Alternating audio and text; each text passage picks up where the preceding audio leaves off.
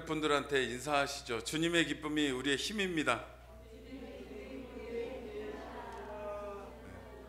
잘하셨습니다. 오늘 처음 우리 교회 방문해 주신 분도 계시고, 기쁨의 찬양으로 또 하나님 앞에 영광 올리는 우리 예배가 하나님 기뻐 받으시면서 참여한 모든 이에게 풍성한 은혜로 함께 하실 줄 믿습니다.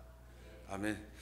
오전에 우리 감사 신앙인의 본분에 대해서 말씀을 받았습니다. 제가 군 시절 얘기를 하기를 싫어해요. 이 기수가 꼬인 적이 한번 있어가지고.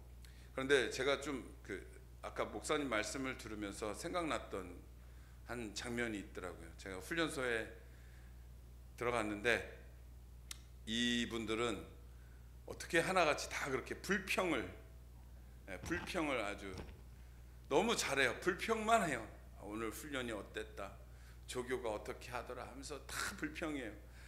전 조금 긍정적이었거든요. 그런데 이 불평의 그룹 속에 있으니까 며칠 안 가서 저에게서도 뭐 이게 저렇다 불평이 계속 나오는 거예요. 그런데 오늘 감사의 말씀을 들으면서 일단 우리 신앙인들은 기본적으로 감사를 아는 사람들입니다. 그렇죠? 이 감사를 아는 이 신앙의 공동체 속에 속한 게 이게 얼마나 감사한 일인가라는 그런 깨달음을 주시더라고요. 여러분들 감사를 아는 사람들 속에 있는 것이 정말 감사한 일입니다. 그러면서 우리의 감사가 더 풍성해지는 것이고, 또 우리 감사를 나눌수록 우리 안에 이 하나님 나라가 점점 확장되어져 가는 거죠. 이번 한 달 뭐 진부한 얘기일 수도 있겠지만 집중해서 감사에 우리가 집중하시고 감사의 고백에 더 힘쓰시고 애쓰시면 분명히 하나님은 더 풍성한 감사의 제목으로 우리에게 열매 맺게 해주실 것입니다. 어느 교회보다도 우리 교회가 제일 감사가 뜨거운 교회 11월 한 달이 되시기를 소망합니다. 오늘 말씀은 창세기, 이거 약간 울리죠? 목사님, 이 목사님 볼륨을 좀 줄여볼까 봐요. 조금만. 오늘 창세기 21장 1절에서 7절 말씀으로 말씀하신 대로 라는 제목으로 말씀의 은혜를 함께 나누겠습니다. 한번 같이 따라해 주시면 감사하겠습니다. 말씀하신 대로 이루어집니다. 아멘. 누가 말씀하신 대로일까요? 그렇죠. 하나님 말씀하신 대로 이루어집니다. 제가 무척 피곤했던 어느 날 퇴근을 하며 얼른 집에 가서 씻고 누워서 아무것도 하지 말아야지 다짐을 하면서 집에 갔던 어느 날 실화예요. 버스에서 퇴근하는 제 딸을 만난 거예요. 제 피곤한 마음이 싹 사라지고 너무 반갑고, 뭐 맨날 보는 얼굴이지만 너무 반갑고 너무 기뻐서 힘이 솟아나요. 집에 가서 맛있는 거 해 먹여야지. 얼른 방도 청소해주고 맛있는 거 해 먹여야지. 힘이 솟는 겁니다. 경국지색은 아니지만 제 자식이라고 그렇게 반갑고 이쁘고 제게 힘이 돼요. 왜요? 소중하니까. 소중한 일을 만나니까. 그런데 버스 안에 있는 다른 사람들은 제 딸을 보면서 뭐 힘이 솟거나 반갑거나 그러진 않을 것입니다. 그렇죠? 하나님 말씀도 그런 것 같아요. 이걸 소중히 여기는 사람은, 이 하나님의 말씀을 소중히 여기는 사람은 이 말씀에서 힘을 얻습니다. 이 말씀에서 소망을 발견해요. 그런데 버스에 탄 다른 사람들처럼 하나님의 말씀을 가볍게 여기는 자에게는 그냥 흘러가는 이야기로 끝나고 마는 것이죠. 예수님 당시에도 그랬습니다. 예수님께서 친히 하나님 나라의 일들을 이야기하실 때 어떤 이들은 그 말씀을 거부했습니다. 심지어 반대하며 일어섰던 사람들도 있었죠. 예수님께서 친히 주시는 말씀인데도 그렇습니다. 그런데 어떤 이들은 어땠습니까? 그 말씀을 만나고 이 말씀 안에 담긴 생명을 얻게 되고 그 말씀 안에서 소망을 얻게 되고 눈에 보이지 않는 천국을 발견하게 되었습니다.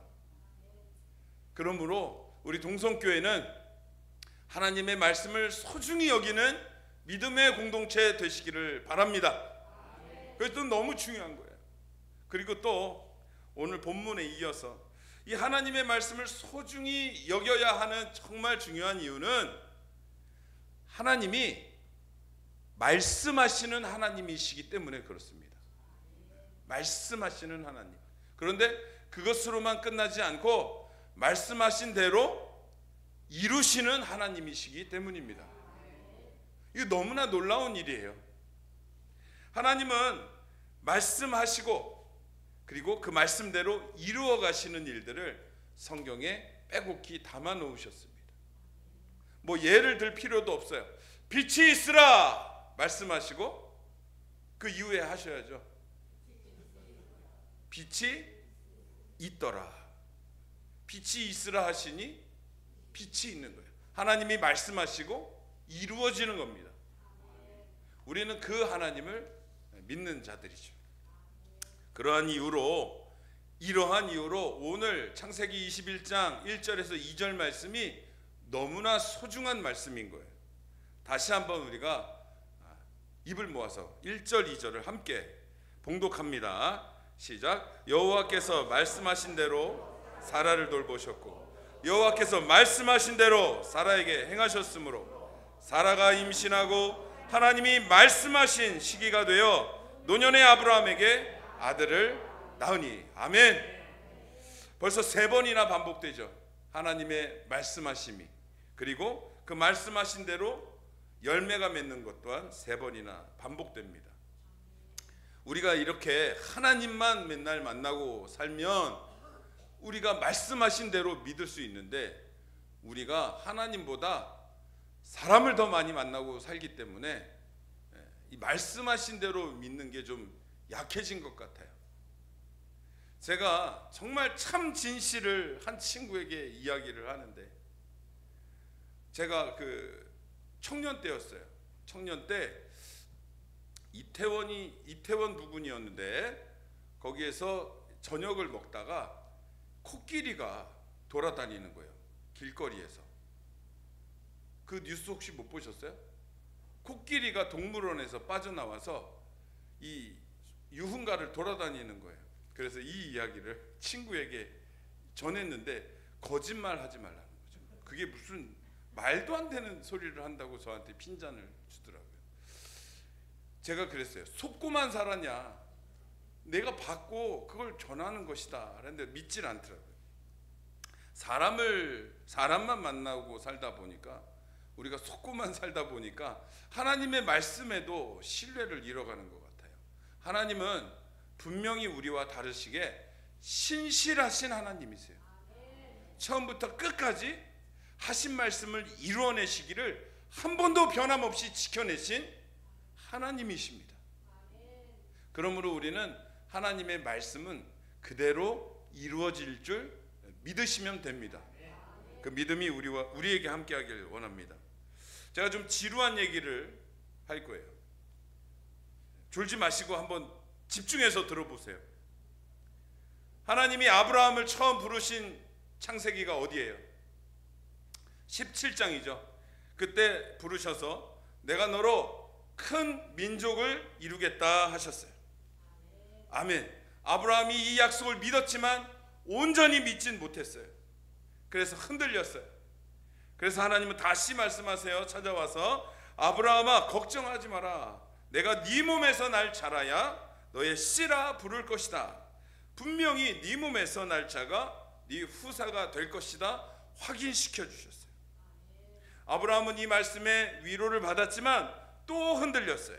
온전히 신뢰하는 데 실패합니다. 그리고 이번에는 자기 집에서 기르는 종 엘리에셀을 후계자로 삼겠다라고 하나님 앞에 불평합니다. 그러자 이번에도 하나님은 다시 찾아오세요. 아니다. 내가 분명히 얘기하는데 네 몸에서 날 자가 네 후사가 될 것이다 라고 다시 한번 알려주세요. 그렇지만 이것도 잠시뿐입니다. 또다시 믿음 없음의 상황으로 되돌아가는 아브라함은 자꾸만 하나님 앞에서 불신의 모습을 보입니다. 그래서 하나님이 보여주신 너무나 거룩하고 너무나 부담스러운 그 언약, 횃불 언약, 짐승을 쪼개서 그 사이로 지나가시면서 내가 너를 지키고 너를 믿음의 조상으로 세우지 아니하면, 너에게 믿음의 후손을 주지 아니하면 내가 이 동물처럼 쪼개지겠다라는 횃불의 언약까지 맺어주셨어요. 이쯤 되면 아무리 믿음 없는 아브라함이라 할지라도 하나님을 신뢰하고 변화되어져야 하는 모습이 보여야겠죠. 이 정도 되면. 아멘. 그렇죠. 그런데 우리의 기대와는 다르게 아브라함은 또 넘어집니다. 또 실수합니다. 그래서 이 아브라함의 이야기를 쭉 따라가는 독자들도 처음에는 이제 좀 정신 차리겠지, 변하겠지, 신실한 모습을 보여주겠지 기대하고 따라왔지만 자꾸만 넘어지는 아브라함을 통해 지루하고 기대가 사라지고 실망하게 됩니다. 그런데 이 이야기를 하고 싶어서 지금 제가 지루한 이야기를 했어요. 그런데 놀라운 점이 있습니다, 여러분. 너무나 놀라운 점이 있습니다. 그게 뭐냐면 반복되는 실수 앞에서도 자꾸만 하나님을 불신하고 하나님의 약속을 잊어버리는 아브라함임에도 불구하고 하나님은 처음 그대로 아브라함을 부르셨던 처음 그 만났던 그날 그대로 그 은혜 그대로 언제나 아브라함 앞에 서 주신다라는 거예요. 이게 너무 놀라운 점입니다. 제가 여러분들을 3번 정도 실망시켜 드린다면 여러분들이 저를 대하는 태도가 달라지겠죠. 많이 달라지겠죠. 그런데 하나님은 당신이 부르신 이 아브라함의 반복되는 실수에도 불구하고 언제나 찾아와 주셔서 언제나 그를 격려하시고 또 언제나 그에게 새롭게 약속을 재확인시켜주고 계신다라는 게 너무나 놀랍더라고요. 그냥 책을 읽어가면서 그렇구나 하고 넘어갈 수 있는 부분이지만 이 아브라함에게 나를 한번 대입해 보세요. 또 하나님의 입장을 나를 한번 대입해 보세요. 이게 쉬운 일이 아니죠. 저 같으면 벌써 아브라함은 치우고 다른 사람, 좀 말 잘 듣는 사람을 세울 텐데 하나님은 그러지 않으세요. 말씀하신 그대로를 이루시기 위해 계속해서 아브라함을 격려하시고 보호하시고 붙들고 계심을 발견하게 됩니다. 오늘도 실수투성이인 우리 앞에 하나님은 변함없이 서 계십니다. 여러분들에게 변함없이 은혜를 베풀어 주시고 변함없이 당신의 살아계신 말씀으로 우리를 먹이십니다. 오전에 담임 목사님의 설교를 통해 또 오후에 부족한 저를 통하여 하나님은 하나님의 말씀을 우리의 삶에 깊이 새기라고 은혜를 주십니다. 이 은혜들을 누릴 수 있는 복된 한 주가 되기를 소망합니다. 그걸 소중히 여기는 자에게 분명히 그렇게 역사하실 것입니다. 이어서 우리 3절을 한번 보도록 하겠습니다. 3절 4절에 보니까 이삭이 드디어 태어났습니다. 하나님이 말씀하신 대로 그 열매가 이루어진 겁니다. 3절 4절 한번 읽어봅니다.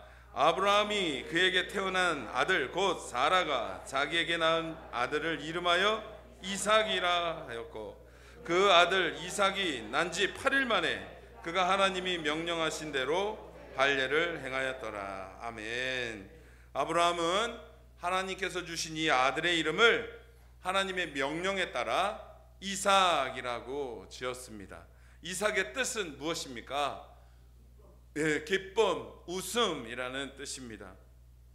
이삭이 태어나기 전에, 이삭을 갖기 전에 이 두 부부, 노부부의 이 상태를 성경이 이렇게 소개합니다. 이렇게 표현합니다. 우리 히브리서 11장 8절을, 히브리서 11장 8절부터 12절인데 12절만 한번 같이 읽어보도록 하겠습니다. 신약 성경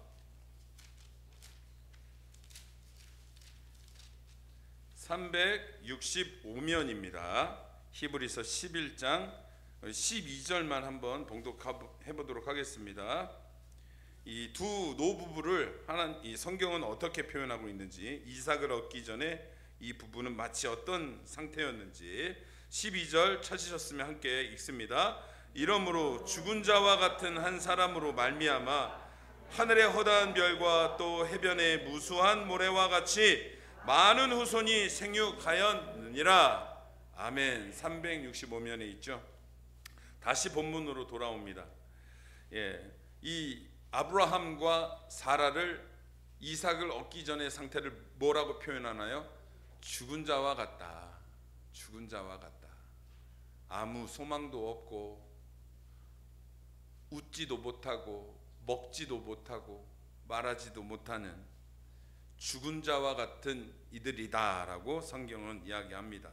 그런데 이 죽은 자와 같은 이 노부부에게 하나님이 이삭이라는 웃음을 주시자 죽은 자들이 웃기 시작합니다. 죽은 자들이 웃기 시작한다는 건 무슨 뜻이에요? 죽은 자들이 다시 살아난 거예요. 죽은 인생이 하나님이 주신 웃음으로 말미암아 다시 살아있는 인생이 된 거예요. 하나님이 주시는 진짜 웃음을 발견하자 이 죽은 자 같은 부부가 산자로서 이제 하나님 앞에 쓰임을 받는데, 모래처럼 무수히 많은, 하늘의 별처럼 무수히 많은 후손을 낳게 되는 산자, 믿음의 조상이 되는 거죠. 이 웃음을 통하여 우리가 한 가지 짚고 넘어가야 할 게 있어요. 이 이삭이라는 웃음을 통하여 사라가 창세기 18장에서 하나님이 아들을 주시겠다라는 약속을 듣고 뭐라고 하냐면 18장에 이렇게 말합니다. 사라가 속으로 웃고 이르되 내가 노쇠하였고 내 주인도 늙었으니 내게 무슨 즐거움이 있으리요. 나는 이제 더 이상 웃을 일이 없을 거라는 이 사라의 단언이었죠. 그러나 이것이 명백히 틀렸음을 우리는 오늘 본문에서 확인하게 되는 것입니다. 하나님이 웃을 수 없는 사람을 붙드시고 그에게 웃음이라는 약속을 주시면, 말씀하신 대로 우리 안에 기쁨, 웃음이 피어날 줄 믿습니다. 사라가 틀린 거죠. 사라가 틀렸습니다. 어찌 우리가 웃을 수 있으리요 했는데 지금 참된 하나님의 웃음을 받고 웃게 되는 거예요. 이 웃음은 이 부부에게서만 웃고 끝나는 웃음이 아니죠. 이 이삭을 통하여 믿음의 후손들이 이어지고 다윗이 태어나고, 다윗을 통하여 믿음의 후손들이 이어지고 예수 그리스도가 태어나는, 이 예수 그리스도를 통하여 온 인류의 죄가 해결되어지고 이 죄 사함의 은혜를 통하여 온 인류가 웃게 되는 진정하고 완벽한 웃음, 짧게 웃고 마는 것이 아니라 영원토록 하나님을 바라보며 웃을 수 있는 하나님이 주시는 웃음이었던 것입니다. 이 웃음이 우리의 삶에 가득하기를 소망합니다.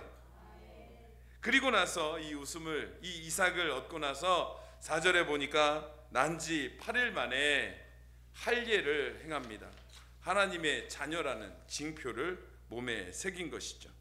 창세기 17장에서 하나님이 아브라함에게 주신 명령이죠. 아브라함에게 할례를 명하시면서 너희 집에 나는 모든 남자들, 앞으로 태어나는 모든 남자들도 난지 8일 만에 할례를 받아야 할 것이다 라는 명령이 있었어요. 아브라함은 하나님의 은혜로 아들 이삭을 얻게 되었고 하나님이 분부하신 그 명령을 잊지 않았어요. 그리고 8일 만에 너무나 귀한 아들, 100세에 얻었으니 이거 얼마나 귀한 아들이에요. 애지중지하며 키우지 않겠어요? 이 귀한 아들을 난지 8일 만에 하나님의 명령에 따라 할례를 행한 겁니다. 그러면 잠깐 정리하겠습니다. 오늘 본문 1절, 2절은 이삭을 주신, 말씀하신 그대로를 이루시는 하나님의 신실함을 이야기하고 있어요. 1절, 2절은. 1절 다시 한번, 1절, 2절은 말씀하신 그대로를 이루시는 하나님의 신실함을 이야기하고 있어요. 그리고 아멘. 그리고 3절 4절은 이삭이라는 이름을 짓고 하나님이 명령하신 대로, 또 하나님이 명령하신 대로 8일 만에 할례를 행하는 아브라함의 순종의 모습을 이야기하고 있어요. 그렇다면 어떻게 이어지는 거예요? 우리가 하나님의 은혜를 누리고 살기 때문에, 하나님의 은혜를 입기 때문에 그 은혜를 입고 끝나는 것이 아니라, 은혜를 받은 자들은 말씀에 순종하는 모습으로 나아가는 것, 이것을 말씀하고 있는 거예요. 그렇죠? 우리는, 여러분도 하나님의 은혜를 받으셨습니까? 얼마큼 받으셨어요? 하나님의 은혜를 받으셨죠? 네, 받은 줄 믿습니다. 받은 만큼 우리는 이제 말씀에 순종해야 하는 나머지 순서가 남아있는 거죠. 하나님 말씀으로 은혜를 받았다면 감사, 이번 한 주를 온전히 감사로 채우시는 말씀에 순종이 일어나시기를 바랍니다. 그게 하나님이 기뻐하시는 모습이라는 거예요. 그리고 6절 7절을 함께 읽어봅니다.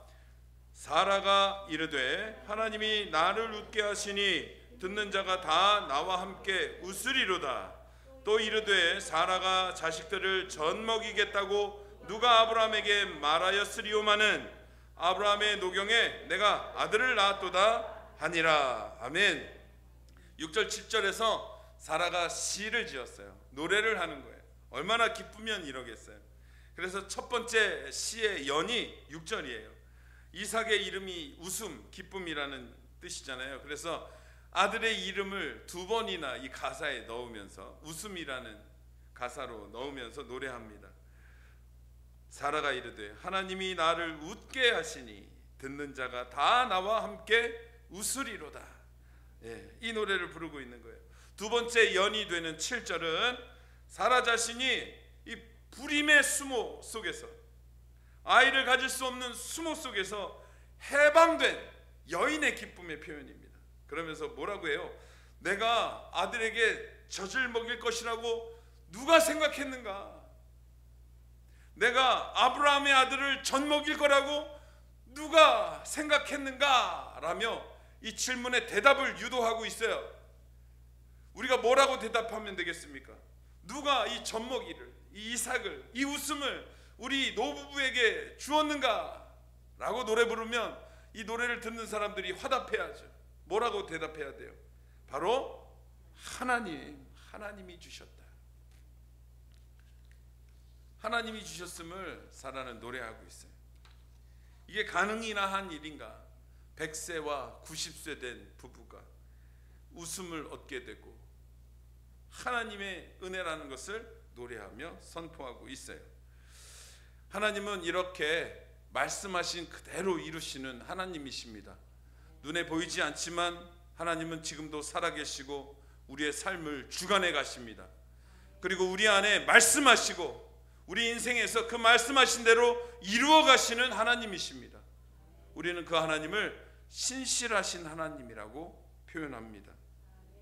오늘도 살아계신 신실하신 하나님께서 우리 동성교회 모든 지체들에게 함께 하시기를 소망합니다. 또한 어려움 가운데에서도 하나님은 함께 하십니다. 내가 기쁠 때만 함께 하시는 것이 아니라 어려운 가운데에서도 하나님은 신실하게 변함없이 나와 함께 하십니다. 당신의 말씀하신 대로 이루어 가시는 하나님입니다.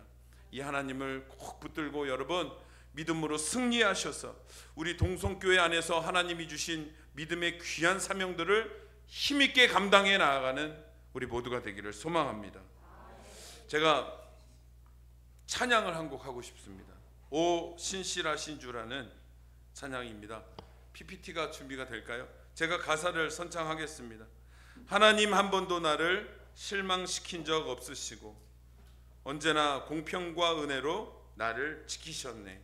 함께 찬양합니다.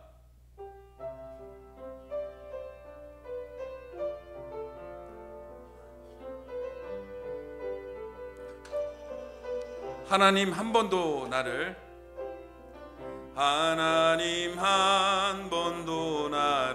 실망시킨 적 없으시고 언제나 공평과 은혜로, 언제나 공평과 은혜로 나를 지키셨네. 나를 지키셨네. 지나온 모든 세월들, 지나온 모든 세월들 돌아보아도